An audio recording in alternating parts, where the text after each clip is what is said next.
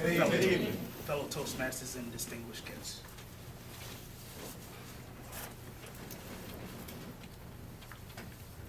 I have the amazing privilege of breaking the ice. Hey, someone once said that the unexamined life is not worth living. So let's go ahead and examine. I was born in Baltimore. My parents were divorced when I was 5, so I lived with my mother. I was raised in a Catholic home. My mother and I went to church every Sunday. I was faithful to Catholic church, being an altar server, saying my prayers, attending Sunday school, and singing in the children's choir. From that experience, I learned that it's very important to be disciplined. My grandmother was a huge influence on my life. She was a devoted Catholic and prayed the rosary every night before she went to bed. I started in the workforce when I was 16 and previously worked in a movie theater as a supervisor and other retail establishments for about 9 years. Growing up, I had an enormous passion for beating on things around the house. Just right like an even beat, just something like this.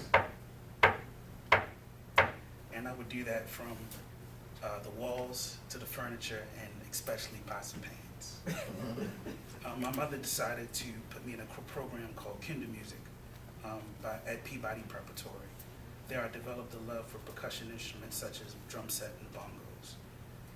Throughout my life so far, I've played with various different groups in and around Maryland. Percussion is a valuable passion of mine. Percussion to me is, in music, is like the foundation of a house and the icing on top of the cake. After I finished high school, I attended CCBC to further my education in music. Being a musician and studying the art of music has really showed me that the world is extremely diverse.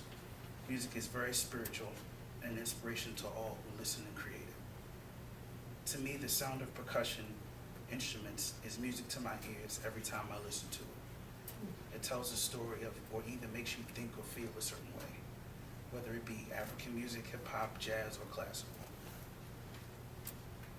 One of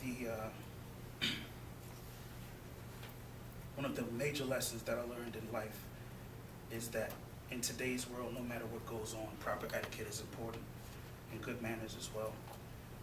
Treating the people the way that you want to be treated is crucial when it comes to relationships with people. Not even to get ahead, but because it's the right thing to do. Although whether we like it or not, etiquette is always being used, but rather it be good or bad. Social writer and philosopher Eric Hoffer made this statement, and I quote, "Rudeness is the weak man's imitation of strength," end of quote. Ambrose Bierce, author of The Devil's Dictionary, has this definition of politeness. Politeness is the most acceptable hypocrisy. Associate Justice of the Supreme Court Clarence Thomas said, and I quote, "Good manners will open doors that the best education cannot," end of quote. Thomas Sewell, a columnist for the Creators Syndicate, made this statement, and I quote, "Politeness and consideration for others is like investing pennies and getting dollars back." The next major life lesson that I've learned is to be sincere. Throughout my work experience so far, I've learned that in doing business with people, it is important to do it from the heart.